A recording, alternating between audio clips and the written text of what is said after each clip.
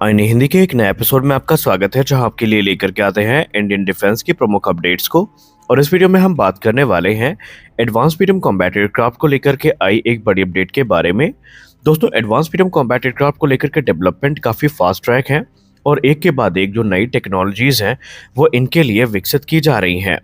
और इसी क्रम में एक के बाद एक डीआरडीओ के द्वारा जो नई चीज़ें हैं ये अनवील की जा रही हैं। इसमें कोई संदेह नहीं है कि ये एयरक्राफ्ट इस प्रकार से डिजाइन किया जाएगा कि ये मॉडर्न रेडार्स को भी चकमा देने में सक्षम होगा और एक स्टेल्दी ऑपरेशन के लिए जो सारी रिक्वायरमेंट होती है उनको ये पूरा कर सकेगा। और इसी क्रम में डीआरडीओ के द्वारा विकसित किया गया ultra wide band radar absorbing skin जो है चर्चा का विषय बनी हुई है। और आज के इस वीडियो में हम यही जानेंगे कि ये जो ultra wide band radar absorbing skin है इसके इंटीग्रेशन के बाद एमका की कैपेबिलिटीज कैसे इनहैंस होंगी और कैसे ये modern 5th generation fighter aircraft को सरपास कर सकेगा। दरअसल ये जो ultra wide band radar absorbing skin है यानी ULB RAS, ये एक कटिंग एज टेक्नोलॉजी है जो कि इस चीज़ को प्रॉमिस करती है कि एमका की स्टेल्थ कैपेबिलिटी को ये इन्हेंस कर सकती है और इसी के फलस्वरूप एमका एक true 5th generation fighter aircraft के तौर पर अपनी धाक जमा सकेगा।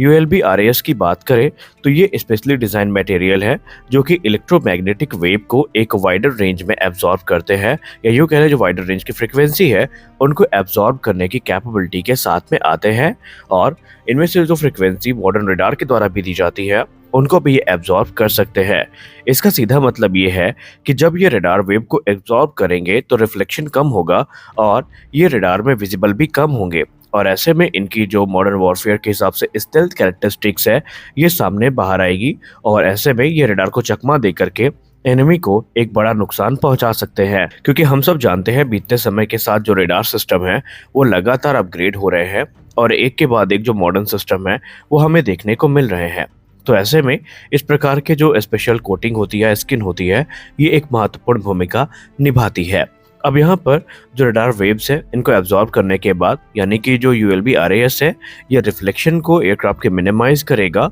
और एनिमी रडार के लिए और भी ज़्यादा चैलेंजिंग बन जाएगा टास्क इस प्रकार के फाइटर जेट को डिटेक्ट करना जो कि रडार वेव को काफ़ी कम यहाँ पर रिफ्लेक्ट कर रहा हो। और ऐसे में एमका के पास ये कैपेबिलिटी होगी कि ये एनिमी एयर स्पेस को अनडिटेक्टेड रह करके भी पेनिट्रेट कर सकेगा और सरप्राइज अटैक जो होते हैं, खासकर जैसे कि suppression of enemy air defence हो गए, रेड मिशन हो गए, या ठीक उसी प्रकार का मिशन जो कि बालाकोट स्ट्राइक में हमारे विडास 2000 ने किया था, उस प्रकार के सरप्राइज अटैक के लिए एमका सबसे प्रबल ऑप्शन बन के सामने आएगा।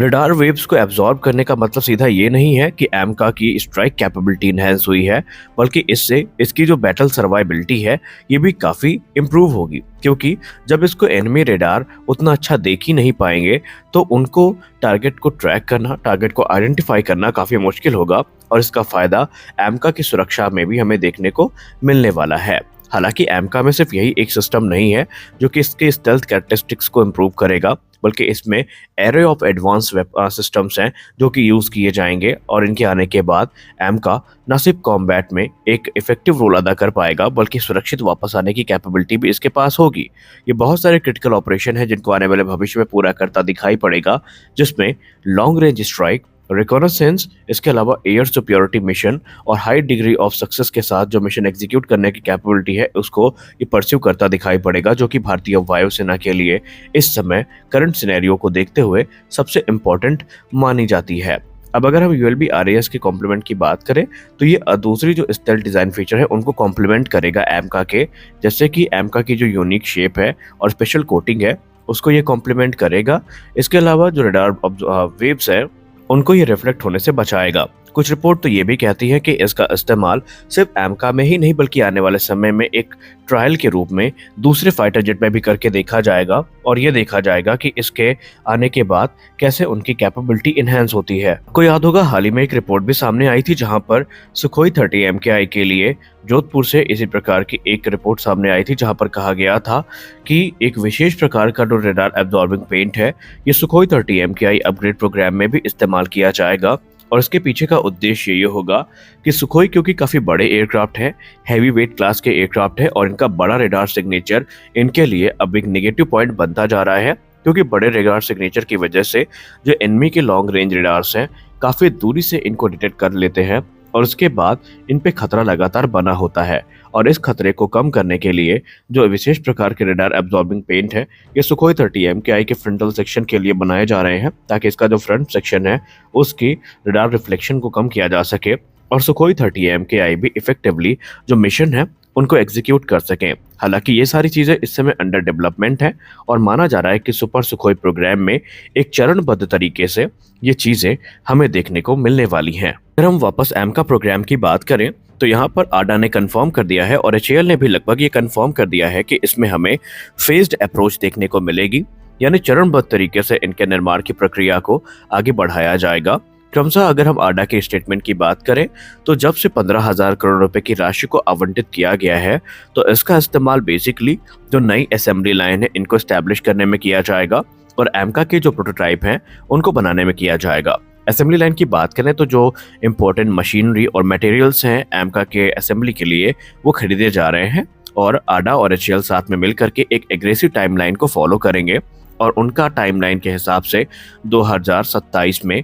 इसके जो पहले ट्रायल है वो हो सकते हैं या 2026 के अंत तक इसका रोल आउट हो सकता है और 2027 के अंत तक इसकी पहली उड़ान को आयोजित किया जा सकता है, ऐसी उम्मीद है। हालांकि ये टाइमलाइन थोड़ी इधर उधर हो सकती है। हालांकि पहले एयरक्राफ्ट के रोल आउट होने के बाद जो बाकी के प्रोटोटाइप है वो हर साल रोल आउट होते रहेंगे और फाइनल जो 2 प्रोटोटाइप होने वाले हैं एडवांस मीडियम कॉम्बैट एयरक्राफ्ट के, ये प्री प्रोडक्शन रेडी होंगे, यानी कि इनका इस्तेमाल जो भारतीय वायुसेना है उनमें किया जा सकेगा। अब अगर हम वेपन इंटीग्रेशन की बात करें तो ऐसा कहा जा रहा है कि जो पहला आईओसी कॉन्फ़िगरेशन का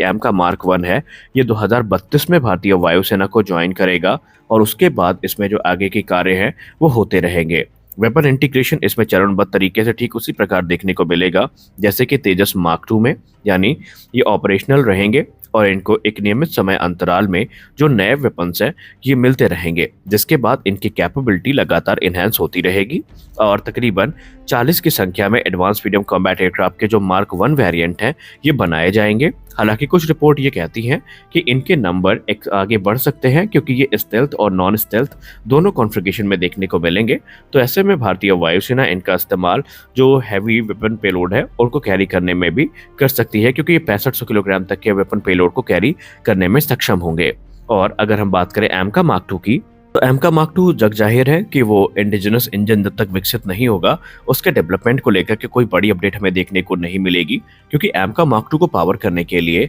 110 किलोटन थ्रस्ट क्लास का जो इंजन है वो इस्तेमाल किया जाएगा, जो कि भारत में बनाया जाएगा फॉरेन ओरिजिनल इक्विपमेंट मैन्युफैक्चरर की सहायता से। अब वो सैफरान भी हो सकती है और या फिर